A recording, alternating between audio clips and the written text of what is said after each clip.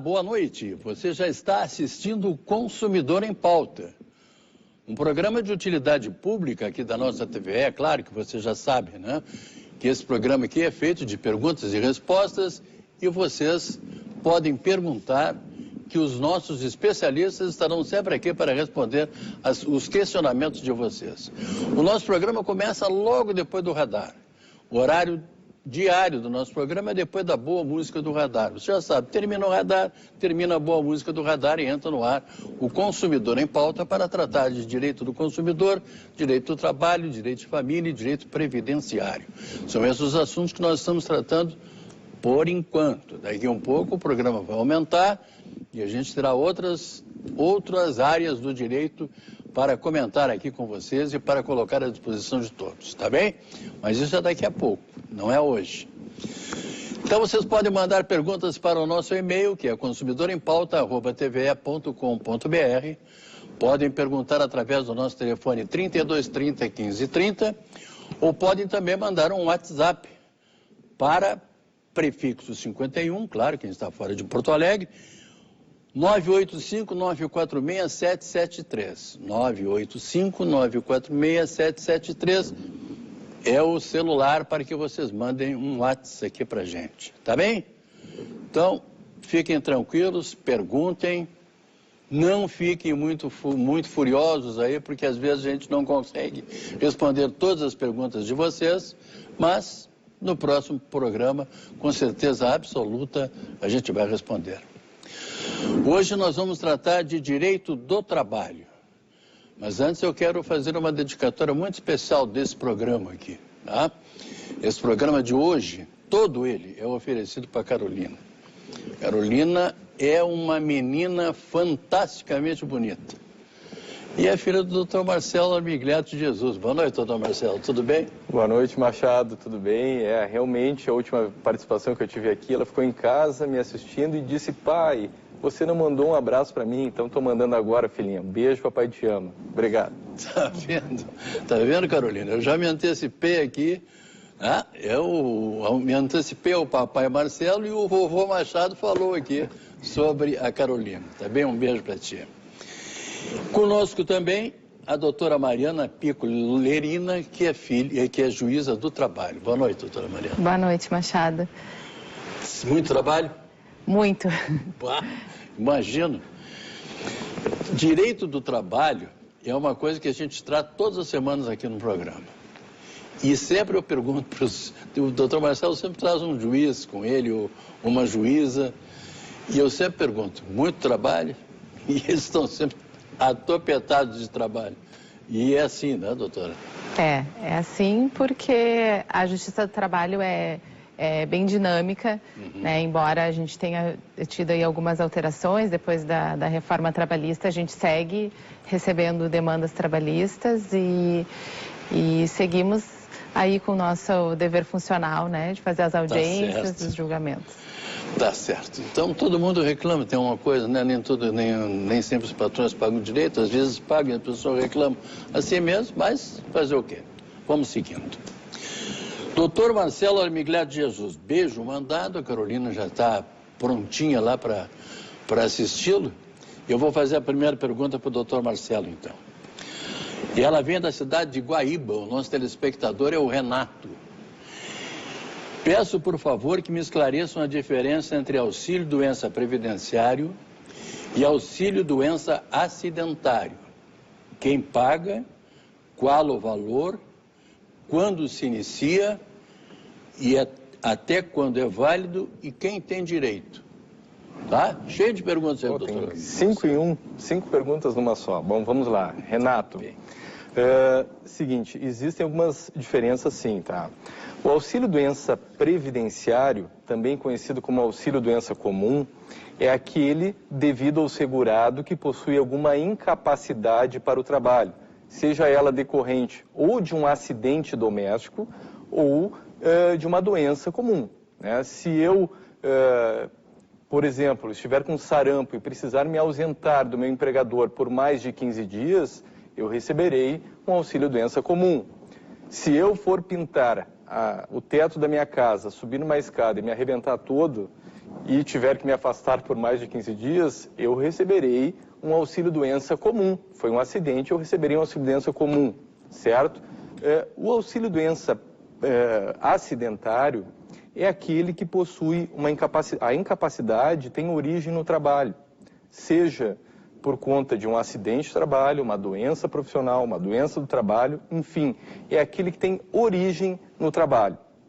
E aqui já temos algumas diferenças. Por exemplo, quando o trabalhador se afasta pelo auxílio-doença acidentário, aquele que teve origem no trabalho, a empresa deve continuar depositando fundo de garantia. E, na alta desse benefício, o trabalhador ele terá a garantia de emprego de 12 meses, que no auxílio-doença comum nós não temos, pelo menos nós não temos uma lei que preveja isso. Algumas normas coletivas até estabelecem uma hipótese de uma garantia provisória de 2 ou 3 meses, mas a lei só prevê garantia de emprego para aquele trabalhador que foi afastado em auxílio-doença acidentário, certo? Agora vamos lá. Quem paga? O INSS. Tá? Os primeiros 15 dias o empregador, depois ele vai se ressarcir, mas quem paga é o INSS. O valor do benefício. O valor é igual para ambos os benefícios. Como é que é feito o cálculo? Eu faço, na verdade, 2 cálculos. Um cálculo de julho de 94 até hoje, com as 80% maiores contribuições, e vamos imaginar que esse cálculo tenha dado R$ 2.200. E eu faço um outro cálculo com as minhas últimas 12 contribuições. E eu trabalho com o menor valor, a menor média entre esses 2 cálculos. Vamos imaginar que a menor média tenha sido R$ 2.000. Sobre esse valor, eu ainda aplico um coeficiente do auxílio-doença que é de 91%. Então, o valor final do benefício vai ficar em torno de R$ 1.800, certo?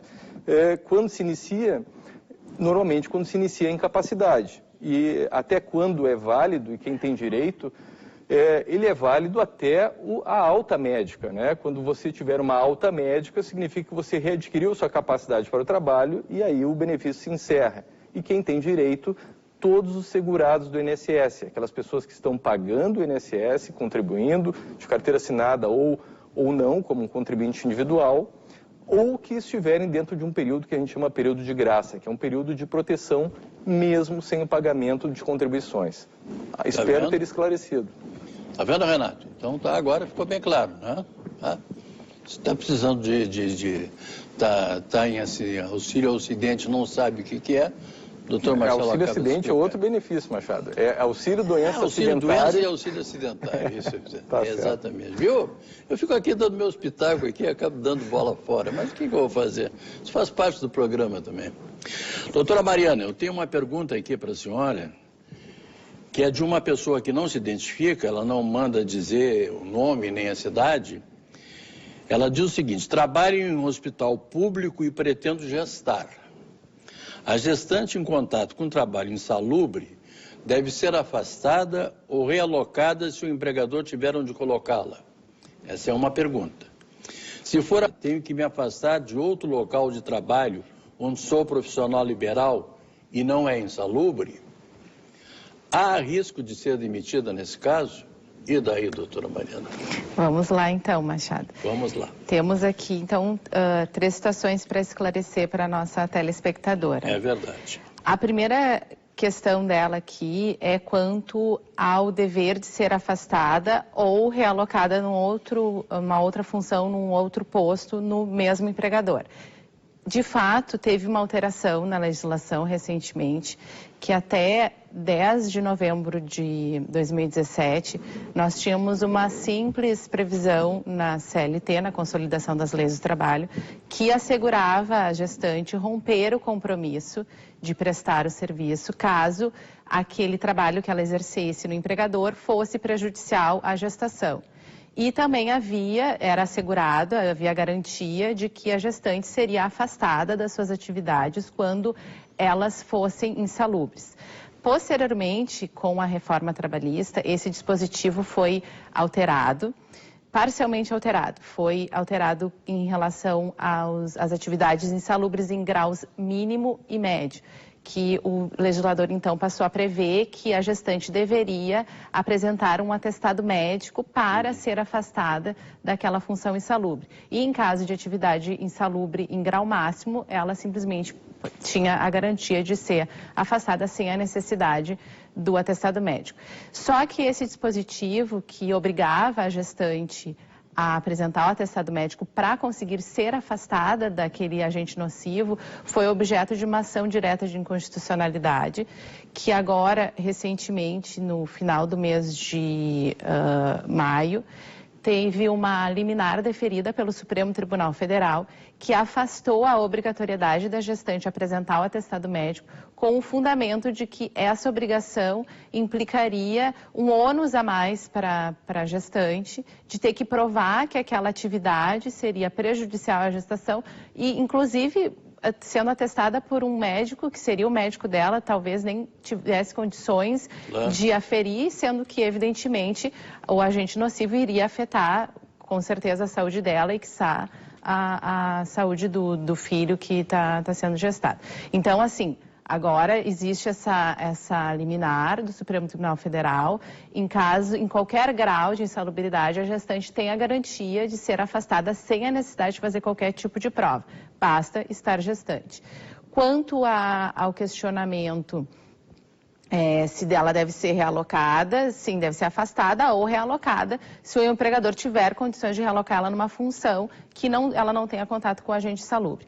Aí ela questiona se ela pode continuar trabalhando no local onde ela exerce a profissão dela de forma autônoma e que o ambiente é insalubre. Aí é que é importante ter em mente que, assim, esse afastamento em decorrência da insalubridade não significa incapacidade para o trabalho. Claro. Então, pode sim exercer qualquer outro tipo de atividade, só que, claro, não em atividades insalubres, porque isso é prejudicial para a saúde dela. Isso é uma garantia legal de saúde à gestante e ao filho, né? Então, pode, só que, claro, é importante que não seja insalubre por uma questão de saúde dela. E o risco de ser demitida, bom, não deveria haver o risco, mas tanto existe que não é à toa que o legislador previu, tem uma lei, inclusive tem a proteção da mulher à maternidade, está na Constituição, e tem também uma lei especial que assegura a mulher não ser discriminada no trabalho pelo fato de estar gestante. Inclusive tem uma previsão que se ela demonstrar, se ficar demonstrado que foi em razão da gestação ou de alguma outra circunstância, como esse fato aqui de ela ter que ser afastada do trabalho à dispensa, ou ser realocada em outra função, ela tem direito a ser reintegrada no emprego, pelo fato de ter a garantia, né, no emprego, e também, inclusive, tem direito a uma indenização por danos morais. Então, assim, em tese não deveria haver o risco, mas como a gente sabe, né, que às vezes essas circunstâncias levam o empregador a entender que a mulher deve ser dispensada, o legislador já previu uma garantia a mais para evitar ou para desestimular que o empregador haja dessa forma. O doutor Marcelo estava me dizendo durante o programa que quando ele me vê com o telefone na mão, ele fica assim meio temeroso, né? Que vem uma pergunta extremamente difícil, mas não. Eu só faço pergunta fácil aqui. Para o doutor Marcelo, eu faço pergunta bem difícil. Para o juiz, sim, eu sempre faço pergunta fácil. Tá bom. O doutor Marcelo Luiz, que mora em Sapucaia do Sul, ele quer saber, ele não vai se aposentar, essa pergunta que é mais para o doutor Luiz Gustavo, mas ele quer saber se aposentar tem direito ao PIS. Se ele se aposentar, se ele vai ter direito ao PIS. Acho que a gente pode deixar para o Luiz Gustavo essa pergunta mesmo, porque realmente é uma questão mais da área previdenciária. É verdade. Então tá, eu já fiz de propósito porque eu sabia que o senhor ia passar para o doutor Luiz Gustavo, tá? Então vamos lá. Uma anônima que mora na cidade de Portão, doutor Marcelo, diz que vai completar 50 anos em novembro e tem 30 anos de contribuição. Ela quer saber se a empresa pode me demitir nesse período. Olha, anônima, na realidade, pelo que eu estou entendendo aí, tu deve estar nos perguntando a respeito de uma possível estabilidade pré-aposentadoria, né? Essa possibilidade, essa proteção que o trabalhador possui às vésperas de um benefício de aposentadoria, ela não está prevista em lei, tá? Isso não está na lei, isso está nas normas coletivas, certo? Então você vai ter que verificar a sua norma coletiva para ver se há uma previsão de garantia de emprego às vésperas de uma aposentadoria. No entanto, no caso da anônima, e me ocorreu agora, Machado, ela é uma mulher e ela refere que já tem 30 anos de contribuição. Se ela é uma mulher e já tem 30 anos de contribuição, ela já preencheu o requisito para uma aposentadoria por tempo de contribuição. Logo, ela não estaria mais protegida justamente por essa estabilidade que busca garantir o direito a uma aposentadoria. Tendo completado esses 30 anos de contribuição, a anônima, no meu entendimento, já pode não, mas se for despedida, não haveria ilegalidade nenhuma nisso. Doutora Mariana, deixa eu lhe fazer uma pergunta aqui. O João Paulo, aqui de Porto Alegre, disse que trabalhou como vendedor em uma distribuidora e atendia vários clientes diariamente. Era obrigado a cumprir uma rota e não podia almoçar nem em casa, nem fora da rota. Trabalhava das 8 horas da manhã até as 19, com um lanche no almoço. Nunca recebeu horas extras e na CTPS dele está escrito que não está sujeito a controle. Foi demitido ao reclamar das comissões que sempre vinham a menor do que o devido. O que posso pedir na justiça? Bom, Machado, pelo que eu entendi do questionamento do João Paulo, a dúvida dele é em relação à jornada de trabalho, se ele teria direito a pedir o pagamento de horas extras ou não. Essa situação do João Paulo a gente se depara corriqueiramente nos casos em que o trabalhador exerce as suas atividades externamente. Então, ele não fica dentro da empresa ou dentro de um determinado local de trabalho fixo para prestar suas atividades. Ele relata que ele tinha uma rota para cumprir e que ele deveria fazer todas as atividades, inclusive o intervalo dentro da rota. E que na carteira de trabalho dele tinha uma anotação de que ele não estava sujeito a controle. De fato, controle de jornada, né? De fato, existe uma previsão na consolidação das leis do trabalho que diz que quando o trabalhador exerce alguma atividade que é incompatível com a fixação da jornada e com o controle de jornada se ele fica enquadrado numa exceção legal que o afasta do regime de controle de jornada e, consequentemente, o afasta do direito ao pagamento de horas extras. Só que não basta ter essa anotação na carteira de trabalho. Ele tem que ter outras circunstâncias na realidade dele, na prática dele de trabalho, que são, de fato, ele não exercer nenhuma atividade que o empregador consiga definir qual é o horário que ele inicia a jornada e qual é o horário que ele finaliza. Hoje em dia, as empresas de vendedores externos, especialmente, têm já vários meios telemáticos em aplicativos de smartphones, em tablets, notebooks, que a pessoa consegue acessar um sistema ali em tempo real e colocar o horário que está lá no cliente, o horário que saiu. Então, isso já se define como uma possibilidade de um empregador fixar a jornada do trabalhador e também de controlar. Agora, tem que ser aferido de fato, na prática, se ele tinha uma rota para cumprir e a partir daí o empregador conseguia estabelecer exatamente os horários em que ele estava em todos os clientes, ou se ele tinha só uma rota que ele poderia alterar, ele teria flexibilidade no horário, não tinha o controle, porque assim, um mínimo de controle o empregador sempre terá sobre o empregado. Afinal de contas, o fato de ele exercer as atividades dele externamente não o tornam um trabalhador autônomo. Então, ele segue tendo o requisito da subordinação e da sujeição ao empregador às ordens que ele der, como, por exemplo, o cumprimento de uma rota. Então, assim, o João Paulo pode fazer um pedido de horas extras? Pode, mas para que ele tenha êxito, ele vai ter que ficar demonstrado no processo que, de fato, ele exercia, na realidade prática dele, funções que o empregador poderia controlar a jornada e que realmente ele era fiscalizado a chegar num horário e terminar num horário e ser controlado no dia a dia dele. Doutor Marcelo, tem uma pergunta aqui do telefone também. É da telespectadora Cristina, que mora em Viamão. A Cristina teve uma conversa com a contadora da empresa dela Só que foi uma conversa particular. E a contadora abriu essa conversa para o público, e não só para o público, como para o patrão da Cristina. A Cristina foi demitida e quer saber se cabe danos morais nessa história toda aí. Olha, me parece que houve uma falha do escritório de contabilidade, né, porque eles têm o dever de sigilo das informações. Se ela prestou uma informação para esse escritório de contabilidade, esse escritório de contabilidade transferiu essa informação para terceiros e isso ocasionou uma dispensa, presumo sem justa causa, da nossa telespectadora, ela poderia, provando essa circunstância, ingressar com uma ação contra o escritório de contabilidade. Só que aí é uma indenização civil, né? Sem prejuízo, talvez, de uma ação trabalhista por algumas outras questões que podem surgir numa futura conversa com o advogado. Por exemplo, ela expondo a situação, talvez surjam algumas outras circunstâncias que autorizem a entrar com uma ação trabalhista também. Tá? Mas, em princípio, esse escritório de contabilidade seria responsável por vazamento, entre aspas, dessas informações. Daqui uns dias nós vamos ter aqui no programa também Direito Comercial e a gente vai esclarecer essas dúvidas todas dos nossos telespectadores aí, com certeza absoluta.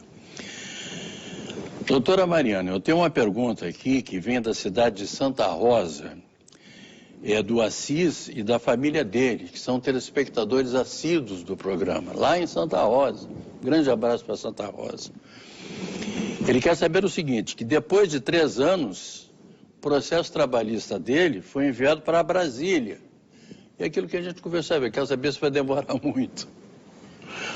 Bom, Assis, então, assim, é difícil dar um tempo, talvez até estimado, ou um tempo certo para a tramitação dos processos em Brasília. O que nós temos hoje de conhecimento é que no primeiro grau os processos estão sendo, em média, julgados em até 9 meses e depois nós temos uma variação de tempo quando o processo vai para o Tribunal Regional do Trabalho, que é aqui em Porto Alegre, e posteriormente nós temos um tempo um pouquinho mais delongado quando os processos vão para Brasília, no Tribunal Superior do Trabalho, porque lá a gente tem o agrupamento de todos os processos do Brasil inteiro, né? É um tribunal que recebe processos de todos os tribunais regionais do trabalho.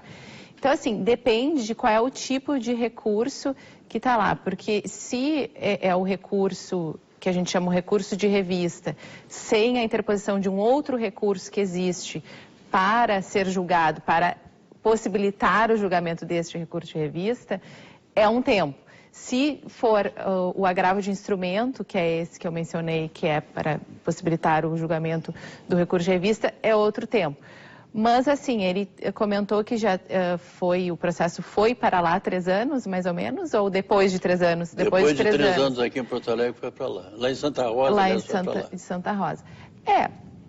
Eu diria assim que menos de 1 ano, 2 anos, eu não acredito que o processo já esteja julgado lá pelo Tribunal Superior do Trabalho, mas pode ser que, dependendo do tipo de recurso, também se for uma matéria que já tem jurisprudência consolidada, que já tem alguma demanda repetitiva, pode ser que seja mais rápido também. Então, Assis, vai preparando o churrasco aí, vai ganhar um dinheiro bom ou não. Não sei também, né? Estou brincando. Doutor Marcelo, a Luciane, que mora na cidade de Viamão também, ela disse que foi demitida sem justa causa de uma empresa terceirizada da Prefeitura de Viamão. Já se passaram 4 meses e não pagaram uma multa de 40%. Posso colocar um processo judicial? Trabalhei mais de 5 anos lá. Olha, Luciane, eu acho que você deve ingressar com uma ação pedindo justamente essa multa de 40% do fundo de garantia e mais a multa do artigo 477 da CLT, porque as parcelas rescisórias não foram pagas no prazo de 10 dias a contar da tua rescisão. Tu nos refere que não recebeu apenas a multa. É um processo simples, ingresse pedindo apenas isso, né, e essa multa de 40% e a multa do 477 da CLT, e tenho certeza que o seu processo vai demorar bem menos do que você está imaginando aí. Doutora Mariana, eu vou lhe fazer a última pergunta do programa e vou lhe pedir, nós temos 2 minutos e pouco aqui de programa, tá? A Eliane de Gravataí, que é a nossa telespectadora assídua, ela sofreu um acidente grave e estava em auxílio-doença. Em outubro, ela vai fazer a perícia. Tentou trabalhar, mas teve problemas de pânico. O gerente foi até a minha casa para eu assinar minha demissão. Fiquei nervosa e assinei, inclusive, minha rescisão sem ler. Ele levou minha ZTPS. Posso fazer alguma coisa?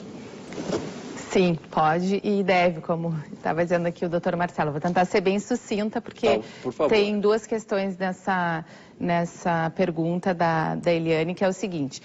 O pedido de demissão é um ato de manifestação de vontade, como qualquer ato da vida civil, como contratar no banco, como fazer uma compra de um carro, de um imóvel, enfim. Qualquer ato da vida civil a gente tem que manifestar nossa vontade de forma livre e espontânea. Nesse caso não foi o que aconteceu, porque a trabalhadora estava afastada, incapacitada para o trabalho, já tem até uma alegação de uma doença psíquica, né, que é uma crise de pânico, e ela incorreu no que a gente chama de erro substancial, que é um termo jurídico para quando a pessoa não consegue manifestar de forma livre a sua vontade. Ou seja, ela manifestou por escrito que queria pedir demissão, mas ela estava sendo induzida em erro. Então, sim, ela pode anular esse pedido de demissão, ela tem o direito de buscar a reversão desse pedido de demissão daí na Justiça do Trabalho, ela tem que fazer esse pedido. E também tem uma outra questão que é a carteira de trabalho, que assim, o empregador, quando, independentemente da anotação que ele vai fazer, contratação ou dispensa, ele tem que fazer em 48 horas. Então, ela também pode pedir a devolução do documento na Justiça. Lembrando a vocês que na sequência desse programa, termina agora o programa, vocês vão ficar com a cobertura especial da TVE direto do acampamento Farroupilha, no Parque Harmonia. Não percam, hein? Está chovendo, mas o pessoal está lá, tá? Gaúcho não se mixa para essas coisas, principalmente se for São Gabriel. Doutor Marcelo Almigrati Jesus, muito obrigado e um beijo na Carolina. Eu que agradeço, tá? Muito obrigado. Doutora Mariana Pico Lerina, juíza do trabalho, muito obrigado pela sua participação aqui. Desculpe pelo tempo curto, mas nós vamos aumentar um pouquinho. Ah, que bom, eu que agradeço, é um prazer. Eu agradeço ao doutor Marcelo também pelo convite e a você, Machado. Obrigada. A todos vocês, muito obrigado. Lembrando que nesta quarta-feira, às 6h30, estarei de volta aqui e vou falar com o Dr. Santini sobre direito do consumidor. A todos, muito obrigado, muito boa noite e até lá.